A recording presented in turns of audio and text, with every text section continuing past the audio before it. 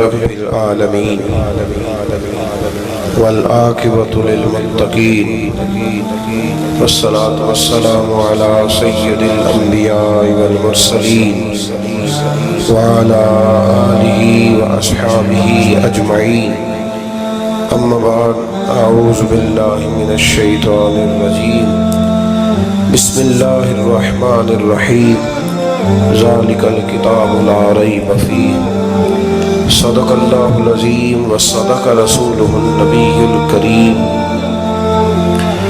إن الله وملائكته يصلون على النبي يا أيها الذين آمنوا صلوا عليه وسلموا تسليما الصلاة والسلام عليك يا سيدي يا رسول الله وعلى آلك وأصحابك يا سيدي يا حبيب الله اللهم صل على سيدنا ومولانا محمد معدن الجود والکرم وآلہ وصحبہ وبارک وسلم۔ تمام تعریفیں حمد و ثنا اللہ تعالیٰ جل مجدہ الکریم کے لیے، اور ہر قسم کے درود و سلام نبی رحمت صلی اللہ تعالیٰ علیہ وسلم کی ذات والا صفات کے لیے حمد و صلات کے بعد، عزیز دوستو، قرآن مجید کی دو قسم کی ترتیبیں ہیں۔ ایک قرآن مجید کی ترتیب وہ ہے کہ جس ترتیب سے قرآن مجید نازل ہوا، اور ایک وہ ترتیب ہے جس ترتیب سے نبی کریم علیہ السلام نے، حضور کے صحابہ نے حضور کی تعلیمات کی روشنی میں قرآن پاک کو جمع فرمایا۔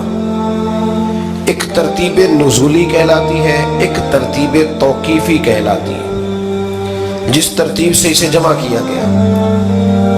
نزول کے اعتبار سے قرآن مجید کی سب سے پہلی سورہ مبارکہ سورہ اقرا ہے، اس کی ابتدائی آیات نازل ہوئیں، اور ترتیب کے لحاظ سے جو مصحف کے اندر قرآن پاک میں ترتیب ہے، اس لحاظ سے قرآن مجید کی پہلی سورہ کا نام سورہ فاتحہ ہے، اور نبی کریم علیہ السلام نے فرمایا یہ سورہ فاتحہ اتنی شاندار ہے کہ ایسے کلمات کسی اور امت کو نہیں ملے جیسے اللہ نے سورہ فاتحہ میں ہمیں عطا فرمائے ہیں۔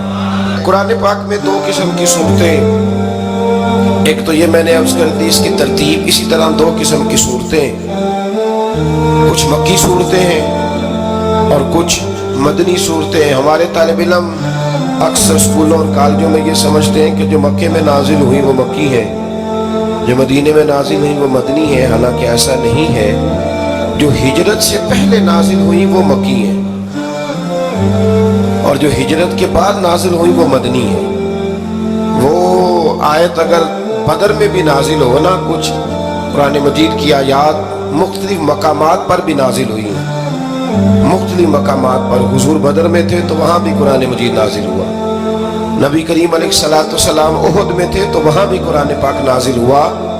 تو ترتیب یہ کی جائے گی کہ جو صورتیں ہجرت سے پہلے نازل ہوئی وہ مکی ہیں، اور جو ہجرت کے بعد نازل ہوئی وہ مدنی ہے۔ سورہ فاتحہ کا آغاز اور قرآن مجید کی ہر سورت کا آغاز سوائے سورہ توبہ کے بسم اللہ شریف سے ہوتا ہے، اور نبی کریم علیہ السلام نے اتنا زور دیا کہ حضور فرمانے لگے دروازہ بند کرنے سے پہلے بھی بسم اللہ شریف پڑھا کرو، اور برتن ڈھانپنے سے پہلے بھی بسم اللہ شریف پڑھا کرو۔ نبی پاک علیہ السلام نے ہر جائز اور مستحسن کام سے قبل بسم اللہ شریف پڑھنے کو حکم دیا۔ بسم اللہ کے مفاہیم کیا ہیں؟ فرمایا بسم اللہ الرحمن الرحیم، اللہ کے نام سے شروع جو بڑا ہی مہربان نہایت رحم کرنے والا ہے۔ باقی ترجمہ کرنے والوں نے کہا کہ شروع اللہ کے نام سے، تو اعلیٰ حضرت فرمانے لگے کہ پھر تو شروع سے ہو گیا، پھر تو شروع سے ہو گیا، تو حضور پھر کیا ترجمہ کریں؟ فرمانے لگے یہ ترجمہ نہ کرو کہ شروع اللہ کے نام سے، بلکہ ترجمہ یہ کرو کہ اللہ کے نام سے شروع۔ یہ دیکھیں نا، سوچ ہے نا بزرگوں کی، اللہ کے نام سے، تاکہ واقعی اللہ کے نام سے شروع ہو۔ پھر ارشاد فرمایا الحمدللہ رب العالمین، تمام تعریف اللہ کے لیے جو تمام جہانوں کو پالنے والا ہے۔ جب انسان کو تھوڑا سا ترجمہ آتا ہو نا، اس کی تھوڑی توجہ ہو، اسے نماز پڑھنے کا بھی بڑا ہی مزہ آتا ہے۔ نبی کریم علیہ السلام فرماتے ہیں، رب فرماتے ہیں یہ سورہ فاتحہ میرے اور میرے بندے کے درمیان آدھی آدھی ہے۔ आधी मेरी है आधी मेरे बंदे की है। जब वो कहता है ना मालिक यौमिद्दीन, तो यहाँ तक वो मेरी तारीफ करता है। इय्याका नअबुदु व इय्याका नस्तईन तक पहुँचता है तो अब मेरा और उसका आधा आधा काम शुरू हो जाता है। फिर आगे मेरा बंदा जब मुझसे दुआ मांगता है तो ये उसके अल्फाज हैं जो मैं अपने फजल से कबूल फरमाया करता हूँ। तो इरशाद फरमाया तमाम तारीफ़ें अल्लाह के लिए जो तमाम जहानों का पालने वाला है। अर्रहमान अर्रहीम, बड़ा ही मेहरबान है निहायत। ये रहमान मुबालगे का सीगा है, यानी इतना रहम करने वाला कि जितना कोई और रहम न कर सके, इसलिए अल्लाह ही रहमान हो सकता है, बंदा कोई रहमान नहीं हो सकता। बंदे को रहीम कहा जा सकता है, नबी पाक रहीम है लेकिन रहमान नहीं है, इसलिए किसी भी इंसान का नाम रहमान नहीं हो सकता। किसी दुकान पर बाज़ों का लोग नाम रख लेते हैं रहमान बुक डिपो, तो ये दुरुस्त नहीं है। बंदे का नाम रहमान नहीं हो सकता, अब्दुर रहमान, इसलिए कि ये लफ्ज़ रहमान खुदा के अलावा किसी और के लिए बोलना दुरुस्त नहीं है। फिर इरशाद फरमाया मालिक यौमिद्दीन, अल्लाह मालिक है क़यामत के दिन का। तो या अल्लाह आज के दिन का मालिक भी तो तू ही है। आज जो यकम रमज़ान मुबारक है तो इस दिन का मालिक भी अल्लाह ही है। तो ये जो खास कर कहा मालिक यौमिद्दीन, इसका माना यह है कि यहाँ कुछ लोग आर्जी तौर भी तो बात चीज़ों के मालिक है ना, ये ज़मीन मेरी है, ये घड़ी मेरी है, ये घर मेरा है, ये बच्चे मेरे हैं, आर्जी तौर पर भी तो लोग मालिक हैं। लेकिन क़यामत के दिन आर्जी तौर पर भी कोई मालिक नहीं होगा। क़यामत में सारी बादशाही फ़कत मेरे अल्लाह की होगी। बल्कि रब करीम फरमाएगा कहाँ हैं वो लोग जो दुनिया में बादशाह बना करते थे, किधर है? बड़े बड़े कज कुला जो कहते थे कि हम उठते हैं तो लोग उठते हैं, बैठते हैं तो दुनिया बैठ जाती, वो कहाँ है? जब कोई नहीं बोलेगा तो रब फरमाएगा लिल्लाहिल वाहिदिल कहार, आज एक रब वाहिद और कहार की हुक्मरानी है। फिर इरशाद फरमाया इय्याका नअबुदु व इय्याका नस्तईन, बेशक हम तेरी ही इबादत करते हैं और तुझी से मदद चाहते हैं। इबादत भी अल्लाह की है और मदद भी, ये जो बंदों के जरिए बाज़-औक़ात मदद होती है तो ये मदद भी अल्लाह की है, ये मदद भी अल्लाह की है। ये किसी बंदे ने माइक बनाया है जिसकी मदद से आप तक आवाज़ जा रही है, तो उसको अकल किसने दी थी बनाने की? तो फिर मदद किसकी हुई? अल्लाह की। तो दुनिया में कोई भी जो मदद करता है वो अल्लाह के वली करे, नबी करे, पैगंबर करे, तो वो मदद किसकी है? अल्लाह की। इसलिए कि वो ज़ाती तौर पर कुछ भी नहीं कर सकते, अगर अल्लाह उन्हें तौफीक न दे वो किसी की मदद नहीं कर सकते।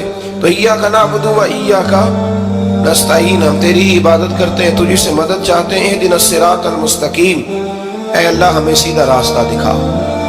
कौन सा रास्ता सीधा है? कौन सा रास्ता सीधा है? तो अल्लाह ने खुद ही फरमाया ऐसे ही ना भटक जाना, रास्ता सीधा वो है सिरातल लज़ीना अनअमता अलैहिम, उन लोगों का रास्ता सीधा है जिन पर अल्लाह ने इनाम फरमाया है।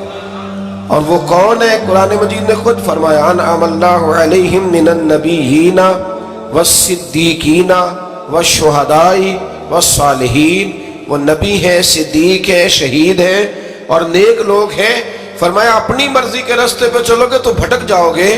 रब की बारगाह में सवाल करना कि वो तुम्हें नबियों के, सिद्दीकों के, शहीदों के और नेक लोगों के रास्ते पे चलाए। गैरिल मग़दूबी अलैहिम वलद्दालीन, न उन लोगों के रास्ते पे चला जिन पर तेरा गज़ब हुआ और न उनके रास्ते पे चला जिन पर तू नाराज हुआ, जिन्हें तूने गुमराह किया। उन लोगों के रास्ते पे न चला बल्कि उन लोगों के रास्ते पे चला जिन पर तेरा इनाम हुआ। ये जो लोग हैं ना मग़दूबी अलैहिम वलद्दालीन, एक गिरोह यहूदियों का है और एक ईसाइयों का है। कहा जा रहा है या अल्लाह ना यहूदियों के रास्ते पे चला और ना ईसाइयों के रास्ते पे चला, हमें तो अबू बकर सिद्दीक के रास्ते पे चला, हमें तो उमर फारूक के रास्ते पे चला, उस्मान गनी, मौला अली और जनाब अबू हुरैरा के रास्ते पे चला। अब ये सूरह फातिहा का तो मैंने मुकम्मल तर्जुमा